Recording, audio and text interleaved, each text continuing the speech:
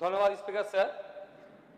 দেশের সংবিধানের 176 নম্বর অনুচ্ছেদ অনুসারে পশ্চিমবঙ্গের অষ্টাদশ বিধানসভার প্রথম অধিবেশনে পশ্চিমবঙ্গের বর্তমান রাজ্যপাল নিয়ে আসা গভর্নর অ্যাড্রেসের উপরে আমার বলার সুযোগ দেওয়ার জন্য। আমরা গভর্নর অ্যাড্রেস বললেও কিন্তু ঐতিহ্যগতভাবে আমরা দেখেছি নির্বাচিত সরকারের প্রস্তুত করা বক্তব্যই এই হাউসের মধ্যে তিনি ডেলিভার করেন। এতে তাদের নীতি, অগ্রাধিকার, আইন প্রণয়নের বিষয়গুলো প্রতিফলিত হয়।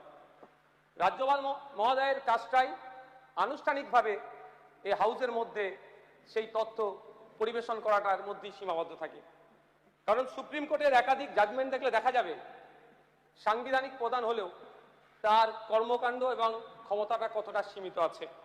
আমরা যদি শামশের সিং বনাম পাঞ্জাব রাজ্যের মামলা দেখি, দেশের সুপ্রিম কোর্ট সেখানে দৃঢ়ভাবে প্রতিষ্ঠা করে যে রাষ্ট্রপতি এবং রাজ্যপাল হলেন সাংবিধানিক প্রধান, তাদের অবশ্যই মন্ত্রী পরিষদের সাহায্য ও পরামর্শে কাজ করতে হবে।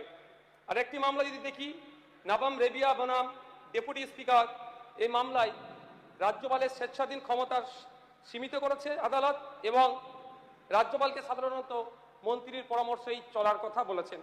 ভেরি রিসেন্ট যে মামলাটা 2025 হয়েছে, state of Tamil Nadu versus governor of Tamil Nadu, supreme court রাজ্যপালের সীমাহীন ক্ষমতা এবং ইচ্ছাকৃতভাবে বিল আটকে রাখার প্রবণতাকে লাগাম দেয়। স্যার, গভর্নর স্পিচে প্রথম পয়েন্টে আমি দেখলাম যেখানে রাজ্যপাল মহাশয় বাংলা দিবস, পশ্চিমবঙ্গ দিবসের উল্লেখ করেছেন। পশ্চিমবঙ্গ দিবস উদযাপন নিয়ে বিতর্ক আছে, আলোচনা আছে। বিগত সরকার পয়লা বৈশাখ দিনটিকে নির্ধারণ করেছিল। আমার প্রস্তাব ছিল 16ই অক্টোবর দিনটিকে, কারণ 16ই অক্টোবর 1905 সালে রবি ঠাকুর বঙ্গভঙ্গ রদের জন্য রাখি পরিধানের যে সূচনা করেছিলেন সেই দিনটিকে স্মরণ রাখার। কিন্তু আমি অদ্ভুতভাবে একটা জিনিস দেখছি, রাজ্যপাল স্যারের বাংলা যে কপিটা আছে বক্তব্যের 20 মে উল্লেখ আছে, ইংলিশ কপিতে 20 জুন উল্লেখ আছে, আর বর্তমান আমাদের পশ্চিমবাংলা সরকার যে নোটিফিকেশন দিয়েছে সেখানে আছে আপনার 20 জুন হিসেবে উল্লেখ করা আছে। যদি এক্ষেত্রে রাজ্যপাল মহাশয়ের বাংলা কপিতে ভুল থেকে থাকে তাহলে এই ধরনের ভুল কিন্তু অনভিপ্রেত।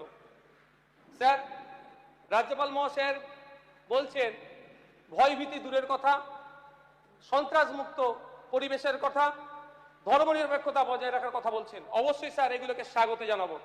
আমরা চাই সংবিধান মেনে রাজ্য কার্য পরিচালনা করুক, কিন্তু এটা বাস্তবে হচ্ছে কোথায়? এই সরকার শুরু হতেই না হতে রাস্তায় বুলডোজার নামিয়ে তিলজলা থেকে তারাতলা তার উচ্ছেদ নেমেছে।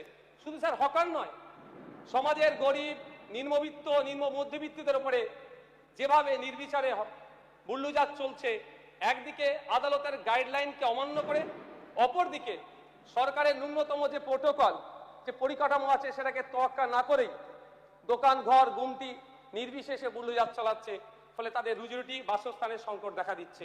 এটা কতটা স্যার নৈতিকতার মধ্যে পড়ে? রাজ্যপাল মহাশয় তার বক্তব্যে উল্লেখ করেছিলেন সুনীল অর্থনীতির কথা, অর্থাৎ ব্লু ইকোনমির কথা। প্রধানমন্ত্রী মৎস্য যোজনার অধীনে এই ধরনের অর্থনীতিকে শক্তিশালী করা হবে, মৎস্যজীবীরা উপকৃত হবেন। অবশ্যই আমরা যারা এখানে হাউসে উপস্থিত হয়েছি প্রত্যেকটা সেক্টরের মানুষের উপকৃত হোক সেটা চাওয়ার জন্য। কারণ আমরা বিগত সরকারের আমলে দেখেছিলাম একটা প্রজেক্ট নিয়ে এসেছিল, 200 কোটি টাকা বরাদ্দ করেছিল মৎস্যজীবীদের স্বার্থে। যখন মাননীয় মৎস্যমন্ত্রীকে প্রশ্ন করেছিলাম যে 200 কোটি টাকা কোথায় কিভাবে খরচ হলো, মৎস্যমন্ত্রী উত্তর দিতে পারেননি। কিন্তু আমাদের এটা ভুলে গেলে চলবে না, আমাদের সমাজের একটা হেভি অংশের মানুষ সমুদ্র, নদ নদী, খালবিল এই অর্থনীতির সাথে যুক্ত আছে। কিন্তু প্রশ্ন স্যার থেকে যায়, এই সুনীল অর্থনীতির কথা বলা হচ্ছে, এটা কাদের জন্য?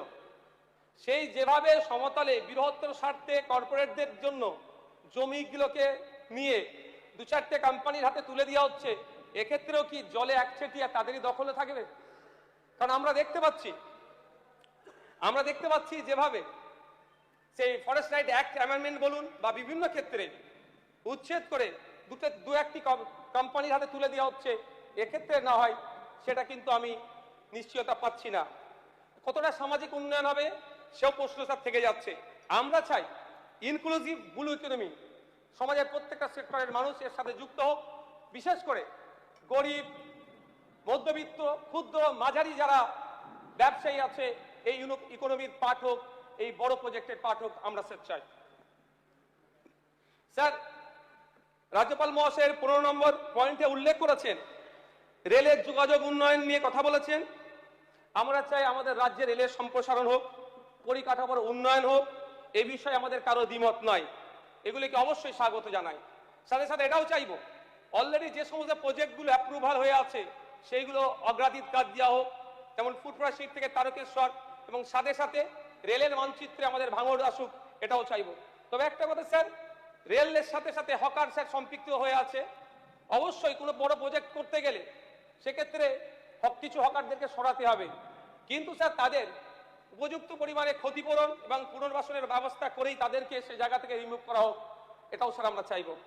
স্যার, রাজ্যপাল মহাশয় তার বক্তব্যের 21 নম্বর পয়েন্টে বিদ্যালয় শিক্ষার কথা বলেছেন এবং বিদ্যালয় শিক্ষাকে শক্তিশালী করতে পিএমসি প্রকল্পের কথা বলেছেন। অবশ্যই আমরা এটাকে স্বাগত জানাবো, এটাকে আমরা বিরোধিতা করতে পারি না, কিন্তু একটা ভয়াবহ চিত্রের কথা তার বক্তব্যে ফুটে ওঠেনি। সেটা হচ্ছে যে 2012 থেকে সরকারি তথ্য অনুযায়ী 2012 থেকে গত বছর 5ই আগস্ট পর্যন্ত পশ্চিমবাংলায় 25,000 প্রাইমারি স্কুল বন্ধ হয়ে গিয়েছে। সেই স্কুলগুলোকে রিওপেনের করা কোনো চর্চা নাই। আমি আশা করব সেই সমস্ত স্কুলগুলোকে রিওপেন করা হোক।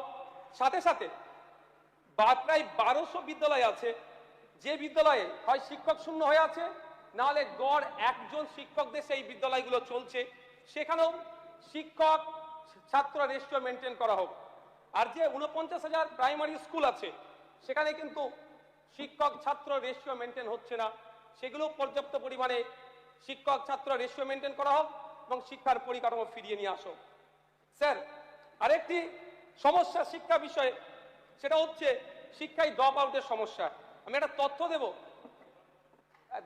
স্যার, দেখলে বুঝতে পারবেন যে কিভাবে ড্রপ আউট হচ্ছে। ক্রমশ আমাদের রাজ্যে ড্রপ আউটের সংখ্যা বেড়ে যাচ্ছে, কিন্তু রাজ্যপাল মহাশয়ের ভাষণে সেই ড্রপ আউট নিয়ে কোনো চর্চা ছিল না।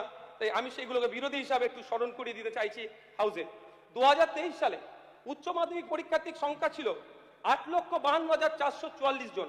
2024 সালে উচ্চ মাধ্যমিক পরীক্ষার্থীর সংখ্যা দাঁড়ালো 7,64,848 জন।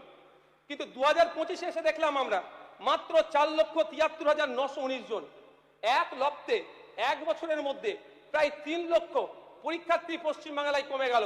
কিন্তু দুর্ভাগ্য, যখন বিগত দিনের যিনি আমাদের শিক্ষামন্ত্রী ছিলেন তাকে প্রশ্ন করলে এই বিষয়গুলো সুন্দর তাত্ত্বিক ভাষায় বলে যথাযথ উত্তর না দিয়ে তিনি এড়িয়ে যাওয়ার চেষ্টা করেছিলেন। আমি আশা করব গভর্নর স্পিচে অ্যাড্রেসে এটা ওঠেনি, আগামী দিনে আমাদেরকে এটা নিয়ে ভাবতে হবে কোন পদ্ধতিতে গেলে এই ড্রপ আউটের সমস্যার সমাধান হতে পারে। স্যার, আরেকটা তথ্য দিচ্ছি, 20 নম্বর পয়েন্টে স্যার বলেছে মিড ডে মিলের কথা। গতদিন বাজেটে মিড ডে মিলের বরাদ্দ বেড়েছে, এটাকে স্বাগত জানাচ্ছি। তবে মিড ডে মিল কারা প্রদান করবে এটা নিয়ে বিতর্ক আছে, কারণ আমরা তৃতীয় বিশ্বের আমরা মানুষ, আমাদের কাছে হেভি ফুড হচ্ছে ডিম। 1 মিনিট আছে আর স্যার, একটু আমাকে 2-4 মিনিট দিতে হবে, আজকে সময় হবে না স্যার, একটু দেবেন। স্যার, আমরা তৃতীয় বিশ্বে আমাদের হেভি ফুড হচ্ছে ডিম, কিন্তু ইসকনের মাধ্যমে যে পরিবেশনের কথা বলা হয়েছে, আমি যতটুকু জানি ইসকন সম্পূর্ণভাবে তারা শাকাহারী। সেক্ষেত্রে তাহলে আমাদের বাড়ির যে ছেলে মেয়েগুলো ওখান থেকে গিয়ে ফিড পেত, অর্থাৎ মিড ডে মিল পেত, তার ক্ষেত্রে কোনো বাধ্যবাধকতা না হয়ে দাঁড়ায়, এটাও স্যার প্রশ্ন থেকে যাচ্ছে। স্যার, রাজ্যপাল মহাশয়ের বক্তব্যের মধ্যে একটা বিষয় অদ্ভুতভাবে খুঁজে পেলাম না, এসআইআর।